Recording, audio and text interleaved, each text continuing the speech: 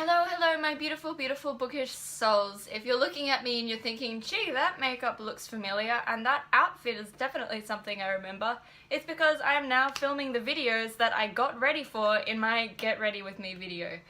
Isn't it strange how the world works? Anyway, let me hoik up my strapless dress again and let's get into the show.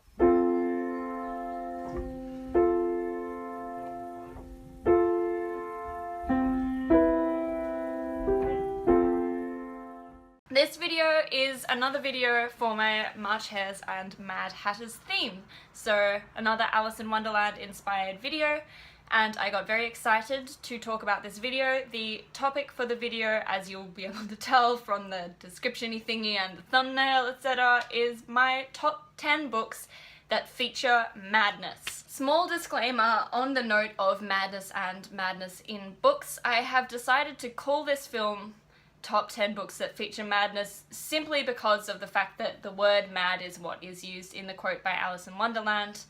Madness is something that has kind of been a blanket term for anything that is not a normal mental function throughout history, which we know nowadays to be basically any form of mental illness or psychiatric disorder, and we now know that it's not really cool to call it madness at all. So, the books that I've chosen here do not, in my opinion at least, use madness as any kind of plot device or as some kind of like shallow trope. All of these books I have chosen specifically because they explore the concept of madness historically in depth, and they have brought to light these sort of questions about why it is that we like to define things that aren't normal mental cognitive functions as something that is other and different to what we want to consider normal. I didn't explain that very well, but that is my main point. So these books aren't necessarily in an order of priority or of preference or of my favorites. I have sort of compiled them into mini little categories, and I'm just gonna list them from start to end. Book number 1 is Remainder by Tom McCarthy. In this book, a man receives a large settlement in money after he's recovering from an accident which they have told him involves something falling from the sky, but that's all he knows, and he seems to have no memories of what happened that caused this accident or before the accident. As he's recovering from this accident, he is overwhelmed by this feeling of sort of surrealness and this lack of sort of authenticity in his life. And he starts using the money from his settlement to reenact actions that he either remembers or imagines that he remembers from before the accident, in an attempt at kind of getting a grasp on what the reality is of his life and of his experiences. At least that's what I think. I haven't actually read this book, but this is what I've heard about it from many different people and articles on the book. So this book explores madness in terms of what do we believe is real and what do we believe is not real, and what can you even define as real or not real if it's in your mind as a memory, whether imagined or not. Book number 2 is Fear and Loathing in Las Vegas by Hunter S. Thompson.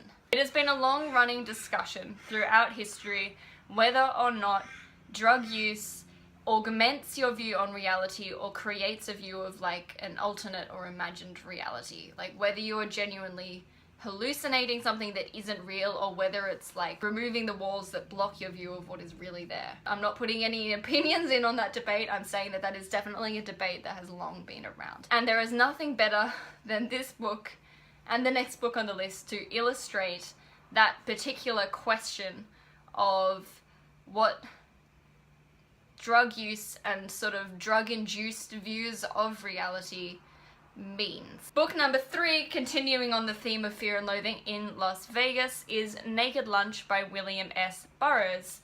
Apparently a lot of these authors like to have S as their initial. So again, like Fear and Loathing in Las Vegas, this book explores the concept of drug-addled reality, whether it is completely not real or whether it's real, where you draw the line, what you want to believe. That's all for the first sort of category of books in madness. The second category of books in madness explores the concept of madness historically when associated with women. So, book number 1 in this section is Jane Eyre. Jane Eyre features a very stereotypical trope of the mad woman in the attic, which is very common in Gothic fiction. But What Jane Eyre does that possibly other books do as well is kind of add some layers to what this mad woman in the attic might represent. So there are a few different sort of opinions as to what the mad woman in Jane Eyre represents. One of them is that it is a sort of commentary on the appropriation and representation of foreign cultures in English literature, in that things that other cultures do that are not normal to English culture were therefore represented as madness, basically, because they're bizarre and not usual. And the other one is, of course, of the mad woman in the attic as actually being a foil to Jane Eyre herself. So she's a mirror of all the things that Jane Eyre wants to be able to do, but because she hasn't come of age yet, because Jane Eyre is a coming of age story, she's not doing those things that the mad woman does. So basically, madness in Jane Eyre is more than just a trope-like character or a plot device. There are things going on with this woman that are exploring why we define foreign things as mad, and also using some sort of character development of dual sides of Jane Eyre herself. Book number 2 in this particular section, and book number 5 overall, is Wide Sargasso, I don't know how to say it, Wide Sargasso Sea by Jean Rhys.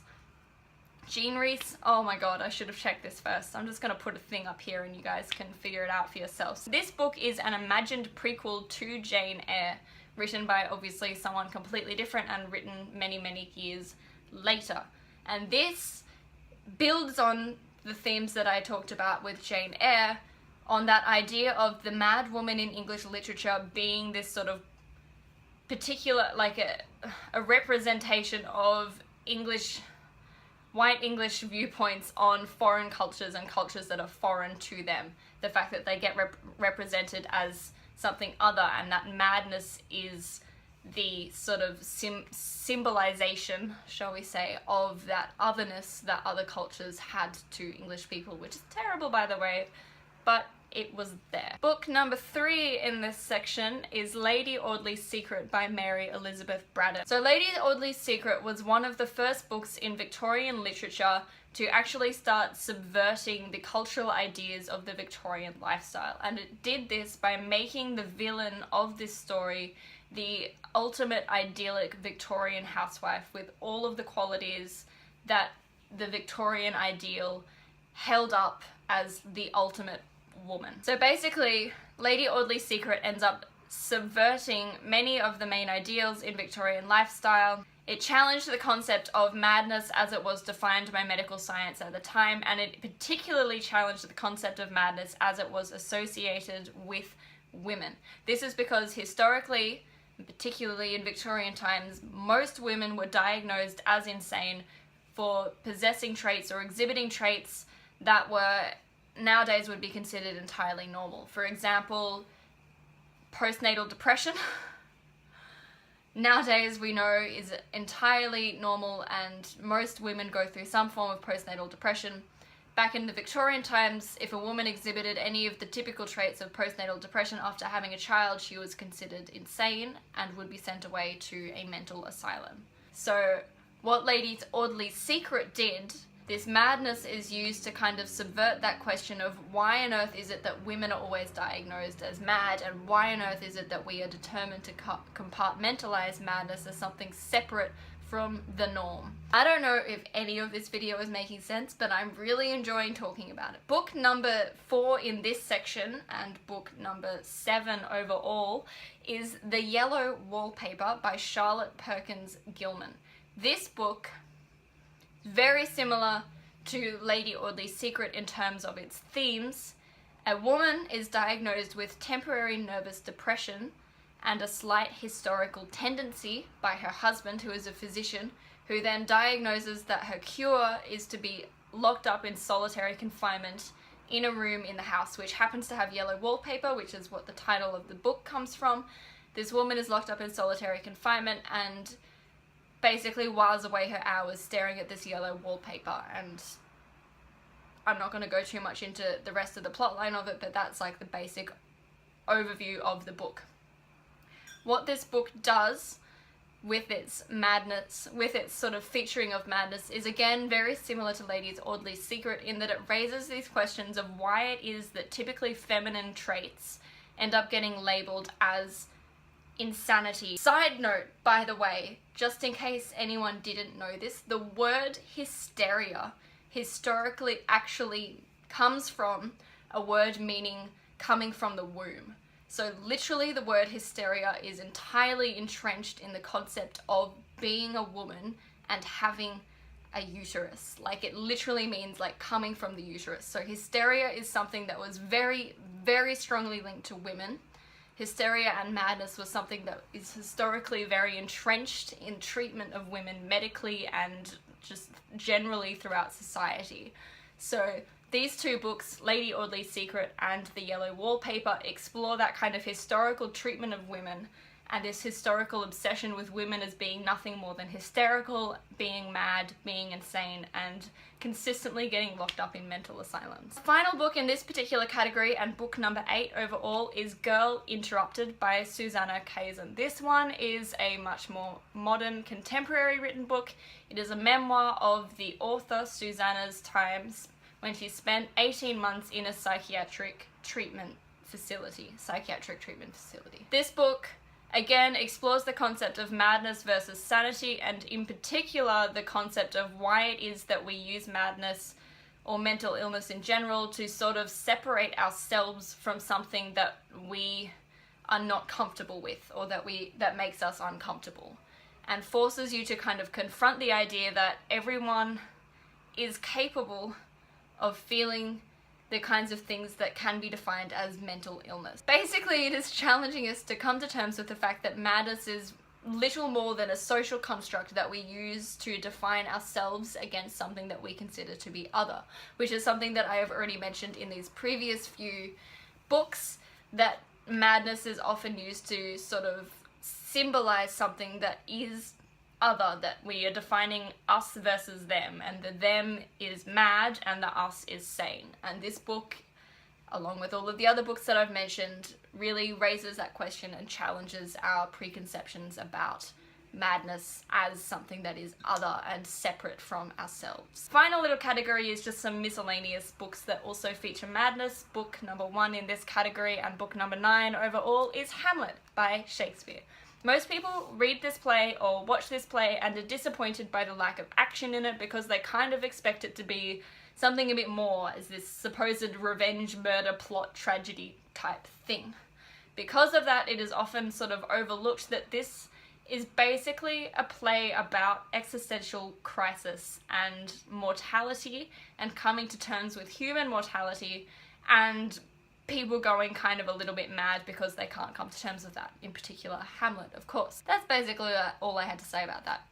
Although, alongside that, of course, there is Ophelia, who has her own plotline involving descent into madness or insanity, and like with the previous books, I challenge you to have a look at those scenes involving Ophelia and her madness and see if you can find any subversive messages in that as well, because I pretty much guarantee you will find them if you look. And the final book, which I will say a little bit about because I don't think many people know about it, is Z, The Beginning of Everything, which is an autobiography of Zelda Fitzgerald, the wife of F. Scott Fitzgerald, famous author of The Great Gatsby and Tender is the Night, who was locked up in a psychiatric facility and considered to be mad, but reading her autobiography kind of, again, raises a lot of these questions that a lot of the books that I've mentioned on this video do, of associations of females and madness and how easy it is to diagnose a woman as being insane. I hope that this video was interesting and or informative for you. Let me know down in the comments if you have any differing opinions on what these books are exploring when they, particularly obviously with the theme of madness, not necessarily other themes in the books. There are many other themes that these books might explore, but just particularly what their relationship with madness is. If you have any differing opinions, I'd love to hear them because I'm always willing to learn more about books. If this was interesting or informative for you, also let me know, because I just love hearing that I have taught some people some things or, you know, spread some knowledge around. Sharing is caring. If there are any other books that you know of that you think deserve a special mention as books that feature madness in a meaningful way, that is the main point of this video, not as a plot point or as a character trope, let me know in the comments down below. I will add them to my list of books to read and maybe give them a shout out in some future video. I will be seeing you very shortly for other videos, I'm sure. In the meantime, stay classic. I'm sure you're all wondering why I gathered you here today. Well, the truth is, I have some buttons for you to click.